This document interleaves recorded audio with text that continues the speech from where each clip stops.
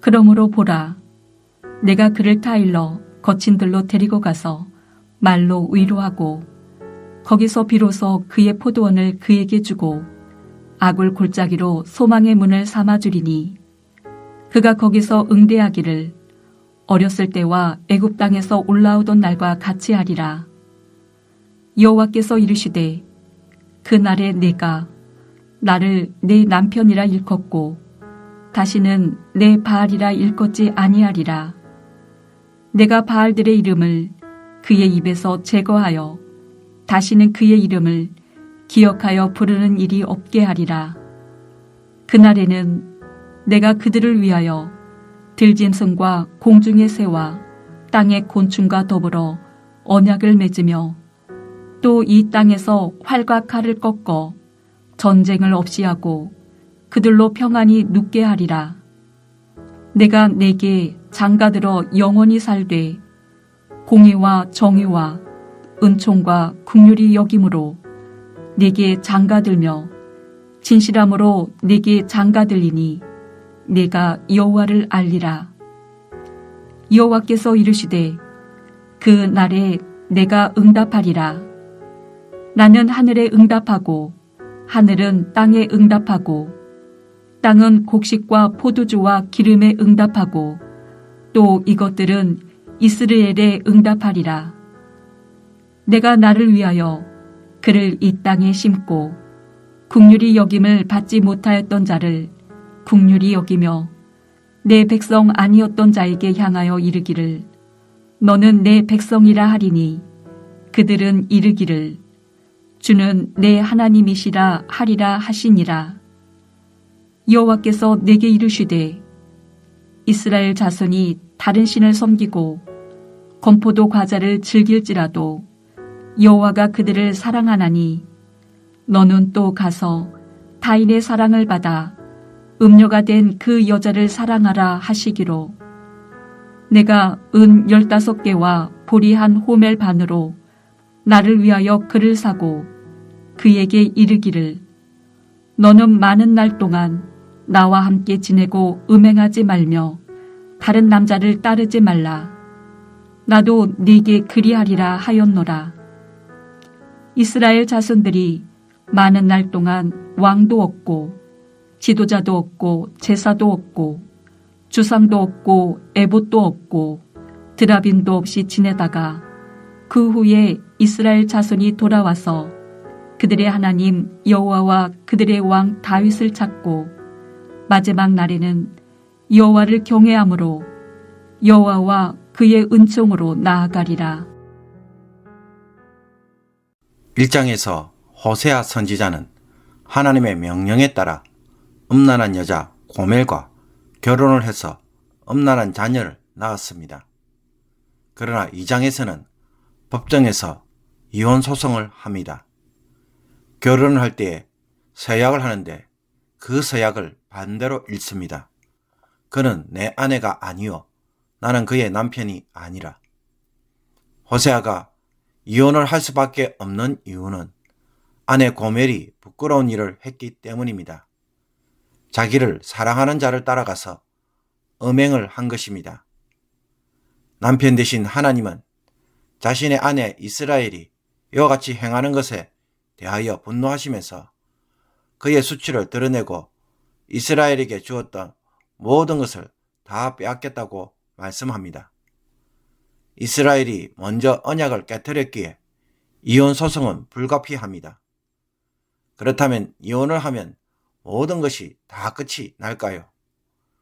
결혼은 서로에 대한 헌신의 약속으로 시작했기에 그 약속이 깨어지고 이혼을 하게 되면 두 사람은 더 이상 부부가 아닙니다.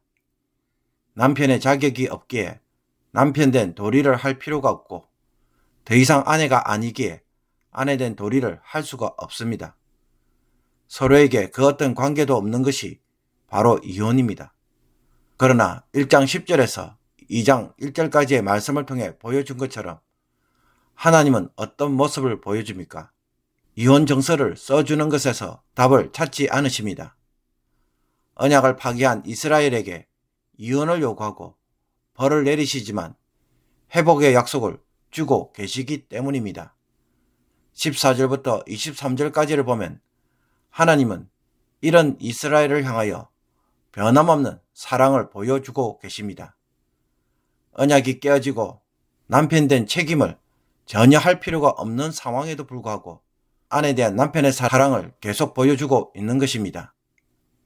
하나님은 이스라엘을 광야같이 되게 하셨지만 그곳에서 잘 설득하여 위로하시고 그곳에서 포도원을 주시며 아골 골짜기를 소망의 문으로 삼아서 주시겠다고 약속합니다. 아골 골짜기는 아간이 하나님의 전리품을 원래 숨김으로 인해 돌에 맞아 처형을 당한 곳입니다. 아골이라는 단어는 고통 또는 혼란이라는 뜻입니다. 따라서 아골 골짜기는 죄로 인한 심판과 고통을 상징합니다.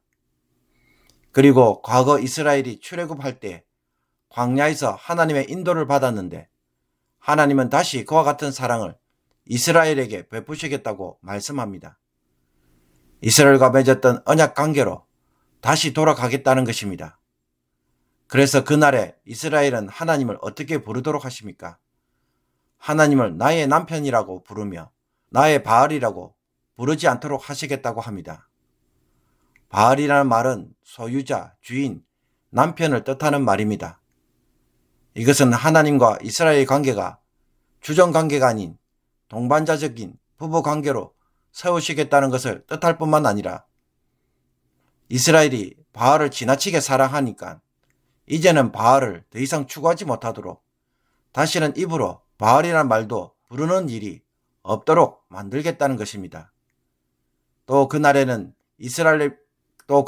이스라엘을 위하여 들짐승과 공중의 새와 땅의 곤충과 더불어 언약을 맺음으로 이 땅에서 활과 칼, 전쟁을 없애버림으로 모두가 안전하게 살 수 있도록 하겠다고 약속합니다.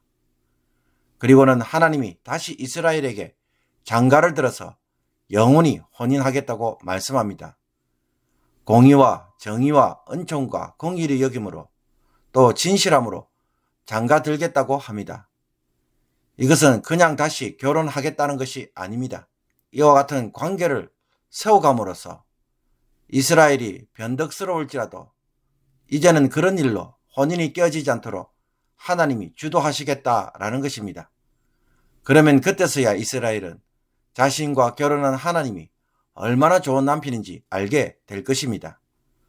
끝으로 그날에는 하나님이 하늘에 응답하고 하늘은 땅에 응답하므로 땅은 곡식과 포도주와 기름을 생산하므로 응답하며 심판과 저주의 땅이었던 이스라엘이 다시 풍요로운 곡창지대가 될 것입니다. 백성이 아닌 자들이 백성으로 긍휼을 받지 못한 자들이 긍휼을 입는 자가 모두 될 것입니다. 그리고 주는 내 하나님이시라고 고백할 것입니다.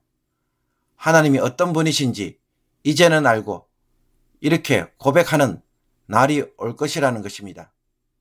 그렇다면 그 날이 언제일까요? 가깝게는 포로로 잡혀갔던 이스라엘 자손이 고국으로 다시 돌아오는 때이고 멀리는 예수 그리스도의 초림과 재림을 바라보는 때입니다. 이혼한 이스라엘에게 회복의 약속을 주신 하나님은 이제 3장에서 호세아 선지자에게 음녀가 된 그 여자, 즉 고멜을 사랑하라고 말씀합니다. 호세아는 은 5개와 보리 한 호멜 반을 주고 다시 고멜을 데려옵니다. 노동자의 1년치 수입을 훨씬 넘는 금액입니다. 그러나 다시 데려왔지만 깨어진 관계를 회복하는 일은 쉽지 않습니다. 하나님은 이스라엘에게 너는 많은 날 동안 나와 함께 지내고 음행하지 말며 다른 남자를 따르지 말라고 합니다. 그러면 나도 내게 그리하리라 라고 말씀합니다. 즉 많은 날 동안 왕도 없고 지도자도 없고 제사도 없고 주상도 없고 에봇도 없고 드라빔도 없이 살아야 합니다. 한마디로 국가로서의 기능이 상실한 상황, 즉 포로 생활을 통해 이스라엘은 회개와 정결의 시간을 가지도록 한 것입니다. 그 후에 이스라엘 자손들이 돌아와서 여호와와 다윗 왕을 찾고 하나님을 경외함으로 하나님의 은총을 경험하게 될 것입니다. 그러므로 하나님은 이스라엘의 부정과 음행으로 인해 이혼을 하였지만 이것으로 끝내는 것이 아니라 다시 재혼하는 모습을 보여줍니다. 이스라엘을 향한 하나님의 사랑은 영원하며 변함이 없기 때문입니다. 법과 처벌로 끝내버리는 관계가 아니라 용서와 반성의 시간을 가지기 위해 이혼도 하고 징계도 하시는 것입니다. 이스라엘에게 회개와 정결의 시간을 주어서 사랑의 관계를 다시 만드시고자 하는 것입니다. 그러나 이와 달리 우리는 종종 다른 사람들이 행한 잘못이나 죄악에 대하여 어떻게 처리를 합니까? 법적으로 처리를 해서 정의를 바로 세우려고 합니다. 또 관계를 끊어버리는 것에서 해결책을 찾습니다. 그러면 더 이상 신경을 쓰지 않아도 되고 얼굴 볼 일도 없으니 서로 얼굴을 붉힐 일도 없는 것입니다. 서로가 서로에게 연연해하지 않아도 되니 마음도 평안한 것입니다. 그러나 하나님은 관계를 끊어서 상대방에 대한 책임에서 벗어나 자유를 누리는 것에 관심을 두지 않습니다. 하나님에게 사랑은 의무가 아니라 사랑 그 자체이고 본성이기 때문입니다. 하나님이 이혼을 하고 징계와 심판을 하는 목적은 철저하게 관계를 세우기 위해서 하시는 일입니다. 관점 자체가 다른 것입니다. 이 장에서 보듯 이혼 소송도 하나님이 하신 것이 아니라 자식들로 하여금 너희 어머니를 소송하라고 하셨습니다. 그래서 정죄받고 수치를 경험해서 더 이상 음행을 하지 못하도록 중단시키라는 것입니다. 우리처럼 비슷하게 행동하는 것처럼 보여도 보는 관점이 다른 것입니다. 우리가 하나님의 자녀라고 한다면 우리 역시도 이 하나님이 하시는 사랑을 따라해야 할 것입니다. 관계를 끊는 것에서 문제 해결과 답을 찾는 방식은 세상 사람들이 하는 방식입니다. 바울은 골로새서 1장에서 그의 십자가의 피로 화평을 이루사 만물 곧 땅에 있는 것들이나 하늘에 있는 것들이 그로 말미암아 자기와 화목하게 되기를 기뻐하심이라 라고 말합니다. 하나님은 십자가의 피로 화평을 이루어서 이제 만물을 자기와 화목하게 하시려고 합니다. 이런 하나님의 뜻을 무시하고 우리는 조금만 잘못해도 관계를 끊어버린다면 어떻게 되겠습니까? 모든 관계가 끊어진 세상, 그것이 주님이 원하시는 세상일까요? 십자가로 살아가는 방식은 관계를 하나로 만드는 것에 늘 초점을 두고 사는 방식입니다. 그러나 오해하지 말아야 할 것은 하나님이 밑도 끝도 없이 영원히 맹목적으로 사랑하시는 것은 아니라는 것입니다. 아무리 사랑하고 기다려도 상대방이 거절하면 그 관계는 이어지지 못하는 것입니다. 강제적으로 관계를 맺는다 할지라도 과연 그 관계가 사랑의 관계가 될 수 있겠습니까? 상대방은 먼저 관계를 끊어도 하나님은 먼저 관계를 끊는 일이 없으십니다. 하나님은 자신이 베푸실 사랑에 있어 그 어떤 부족함 없이 최선을 다하여 사랑하십니다. 하나님의 목표는 관계를 바로 세우는 것이기 때문입니다. 예수님도 제자들이 배신할 것을 알고 계셨지만 끝까지 사랑하셨다고 말씀합니다. 그렇다면 나는 사람들과 어떤 방식으로 관계를 맺고 있는지, 주님의 방식으로 살아가고 있는지 이 말씀을 깊이 묵상할 수 있기를 원합니다. 관계를 끊는 것에서 답을 찾고 끝내버린다면 우리는 관계가 끊어진 세상에서 살아가야 합니다. 이 얼마나 힘들고 비참한 삶입니까? 그러므로 관계를 세워가는 일에서 다시 한번 바라보며 그 속에서 주님의 인도와 일하심을 따라 순종하는 성도가 되는 것이 우리를 향한 하나님의 뜻입니다. 오늘 이 뜻을 이루어가는 성도가 되기를 주님의 이름으로 축복합니다. 기도드리겠습니다. 하나님, 할 수 있거든 너희로서는 모든 사람과 더불어 화목하라는 말씀처럼 오늘의 삶을 다른 사람들과 더불어 화목하게 살아가게 하옵소서. 세상에 화목하게 하는 직분을 감당하는 자들이 되게 하여 주옵소서. 십자가의 피로 화평을 이루사 만물을 하나님과 화목하게 하셨기에 저희들도 십자가의 마음으로 관계를 바라보고 관계를 세워가는 자들이 되게 하여 주옵소서. 어디서 무엇을 하든지 간에 화목케 하는 자들이 되게 하셔서 저희들이 가는 곳에 웃음이 있게 해주시고 저희들이 있는 곳에 회복이 있는 그러한 삶을 사는 성도들이 되게 하여 주시옵소서. 예수 그리스도의 이름으로 기도하옵나이다. 아멘.